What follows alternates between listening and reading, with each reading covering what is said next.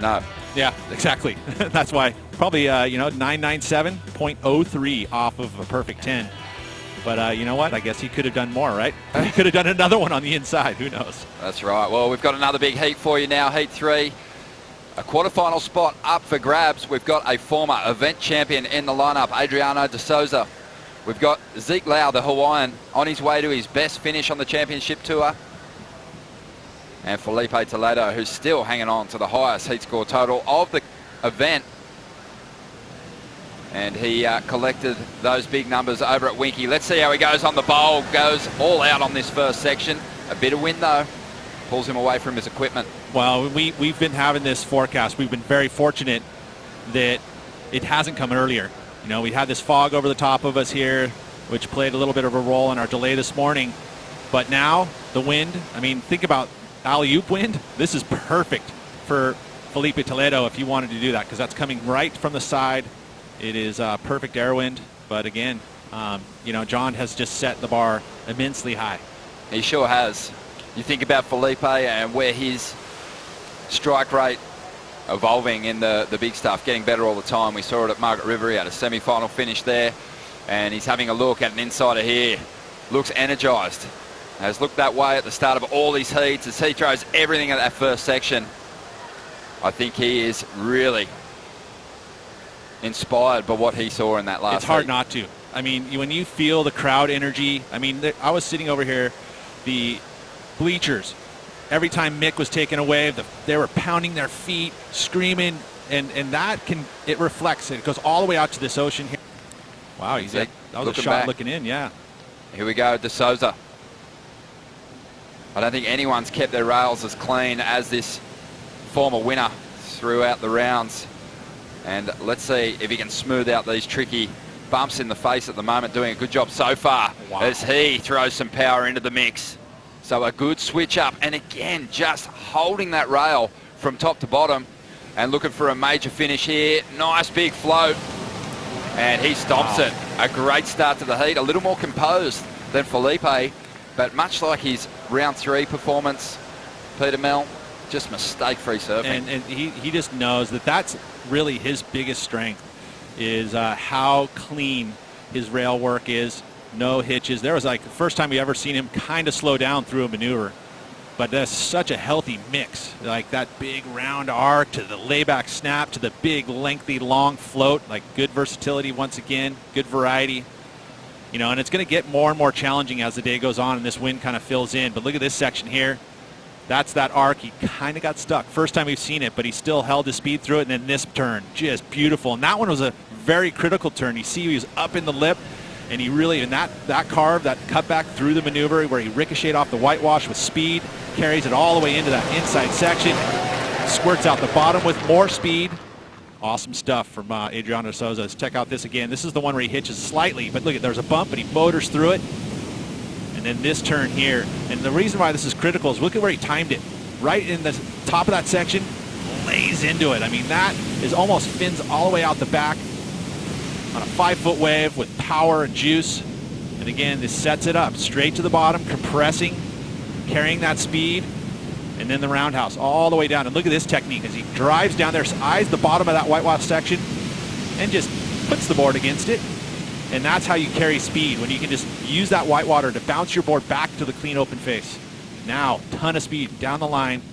And this is where he hang time, get as much hang time as you can, delay this jump off before the explosion. You see right there, he pushes, gets himself out in front of that explosion right in the last second. If he had waited any longer, that board would have just blown up between his feet. A massive number for de Souza on his opening ride, an 8.43.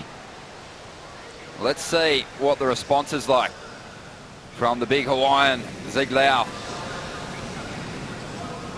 Just a nice pace cut back to get things started. Smooth on that second maneuver again. Quite a bit of board out in front of him. So really stepping up his equipment with the increased swell as he comes through to the inside looking for a big finish. Nice re-entry, projecting down the line, gaining more speed,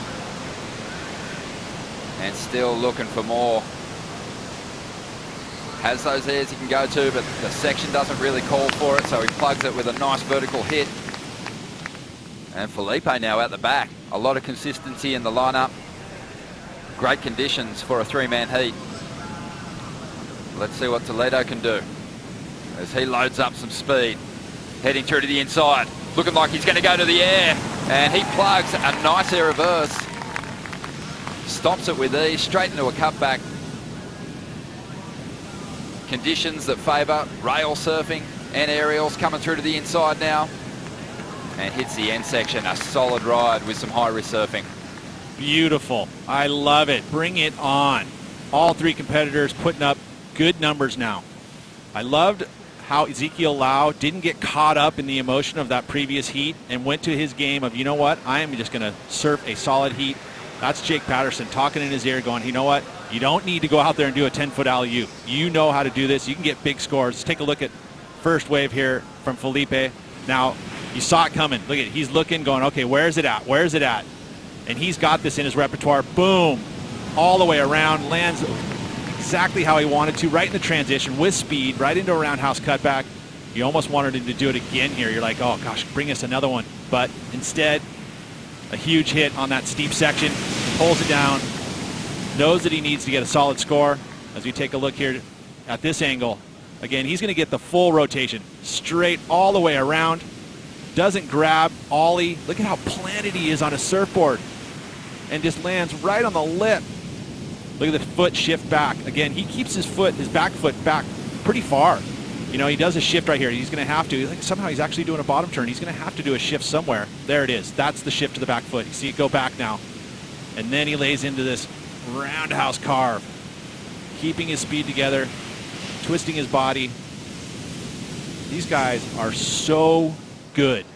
And it's scary. Paying such close attention to the little details there. You can see Filipe maybe signaling to his caddy that he's having some equipment issues. Strider, any updates from the lineup? Incredibly well.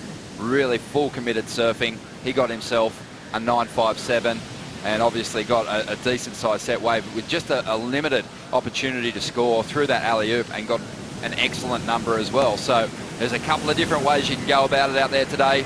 De Souza's up at the moment and looking to get himself into the lead. Really needs nothing but goes down there. And so your explanation being, you know what? You can do it in any different type of way. Being on the biggest and best wave, you talk about wave selection being a part of that. It is so much harder to ride those bigger waves. But if you can do a 10-foot alley-oop, which not a lot of people in this world could, you can still get a big number. Fanning did a really good job of setting his rail on those big bumpy faces, and he collected points, waited for the wave to kind of really stand up and clean up on the inside before he started laying into his more critical turn. Well, here we go. Filipe making his way in. He's on a medium-sized wave, which could mean good things for us spectators. First turn's decent. Second turn even better. And has the speed to float down the line, but just trips up there for a moment. Ezekiel Lau out the back. And there's a solid turn from the lanky Hawaiian as he goes up into the pocket once again, setting up this steep section here.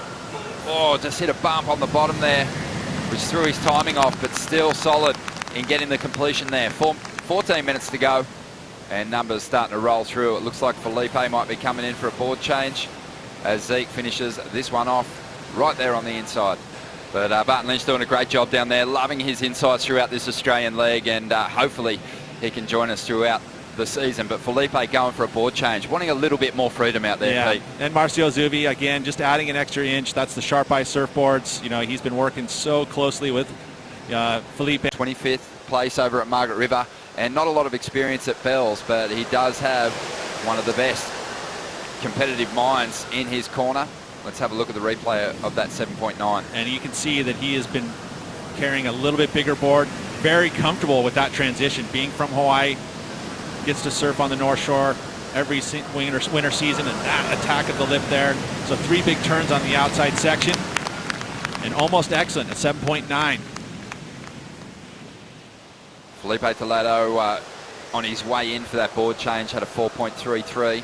Felipe's got a good, almost over a point Here goes Adriano. A bit of foam on the face here, but it's a good sized wall, starting to clean up a little as he goes to just a smooth carve to get this ride started, setting up that second move, which is a big drawn out arc. This wave's starting to flatten up a little bit, but it will steepen again on the inside here. Adriano just sticking with it, keeping that flow, trying to generate some speed for a high impact finish. And he is going to go to the air himself. Ouch. So hard to ride out of that white water, so much turbulence. Ezekiel out now, trying to get rid of a 6 to increase his lead over these more experienced rivals. And he likes the feel of that turn. He's going to kick out right there on the inside with 8 minutes to go. Very similar to the 7.9. Same type of section on the inside, so he knows what wave he's kind of looking for. That one stayed on the bowl on the outside, so he's been able to produce his maneuvers on those outside sections. Those tend to be, you know, there's not a lot of ways that'll give you that. I mean, an example being Adriano de Souza didn't really get his inside section, or his section, until the very inside. Taking a look at this replay, so he sets up, knows how important these outside moves are, digs through that first maneuver, again, stays on the reef, showing some variety there with the layback snap, and then this section looks so similar to what we saw. Actually, he gets 4 turns, so this is going to be a nice, solid wave as he actually gets the 5th, and now tags it again. This is another great ride. This is exactly what Ezekiel is going to need to keep that lead over the top of ADS and Filipe. Adriano on the replay, Pete. So a little foam on the face. But you know the things I like about his style is the way he accelerates through his maneuvers. He carries speed so well. You know, there's no, you talk about pace on a wave. He has this nice constant pace. It's rare that he gets going super fast unless he's trying to set up a maneuver on the inside. But that's his style. That's the way it's nice and easy to watch. Look at this section here. Click. Missed the grab. Didn't get the grab. I love that Adriano is showing us that flair, though. It just tells you that he's not going to just keep that composure all the way through his ride. He's willing to throw some more high-risk turns at us as well. But here's a replay of Zeke's wave, waiting for the numbers to come through for this one. So a little bit of a contrast. You see when he does those dynamic moves, the speed kind of slows down, and you know, so it's kind of a speed up, slow down type of maneuvers. Still so impactful though, because his maneuvers are accentuated by doing that. Whereas you see Adriano kind of has that steady pace all through his rides. And John will take on the winner of Fanning and Owen Wright. But right now, looking for a third quarterfinalist. Adriano de Souza is up. A good looking little wall here. This wave fading away though. De Souza's going to kick out. Filipe Toledo, a good looking set this one. A lot of waves in it. Filipe just dines out on that opening section. Nice big carve. And again goes to the rail, so a solid combination to get started. Third turn, just really looking to set up this inside, cutting back, trying to get the most out of this steep inside. And he tries to go to the air there, just loses his equipment in the wind. Can't ride out. 2.5 minutes to go. And he'll gun it for the ski as fast as possible. Well, that grab missed, or it actually didn't even attempt to. In my opinion, was a mistake by Filipe. Section was there for it, because you know he has got those airs on any type of section. Just felt like he didn't, you know, he tried to go for the ollie where there was no grab at all, which he's got pretty much on lock, but the board got away from him. Probably would have been smart to go for that frontside grab, because it's going to affect the score. I don't think it's going to be enough now. Looking for the 7.73. Nice turns on the outside, though. See, that's what's so cool about Filipe, is that he gives us this type of surfing as well as the innovation and progression. You know, again, going for that inch longer board, so it gives him that ability, but still can go for the airs. Just, you see, gets this nice steep inside section, which is pretty rare, and he goes for it. But that section, look at that. I mean, would have been nice to have the grab. He could have landed in the flats. Here's the thing, though. As much as we want Filipe to go to those turns, he maybe didn't need to on that occasion.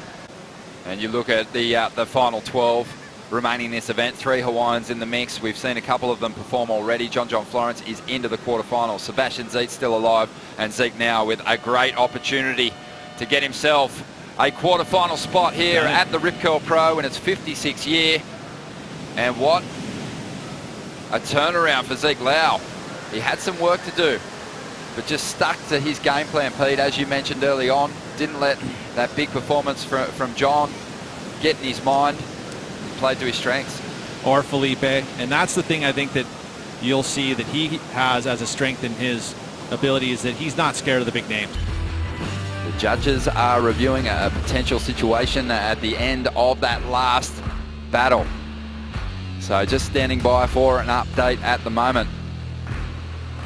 But there was a situation here, Listen Peter in. Mel.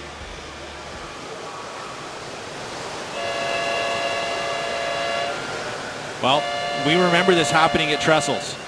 The same situation happened between Michel Perez and Sebastian Zietz. Now, did he stand up before the horn? That's the What's question. the situation, Pete? So the situation is this. Once that horn sounds, the heat is over. So even though Ezekiel had priority and can go on that wave, once the heat is over, that priority is gone, because Filipe was already up within the time allowed. So if he stands up after the heat, that is an interference. And with that interference, a whole wave is gone. It's a priority interference. He would have to go down to third place. The decision has been made. It is an interference, red on blue. So all that hard work from Zeke Lau just lost on a technicality here. All right, well, unfortunate there for Zeke Lau. He was looking like a guaranteed spot in the quarterfinals, but Filipe Toledo, with his impressive surfing and that technical rule coming into play, he gets the jump. He's into the quarters, and Ezekiel Lau will have to fight his way through the 5th round now.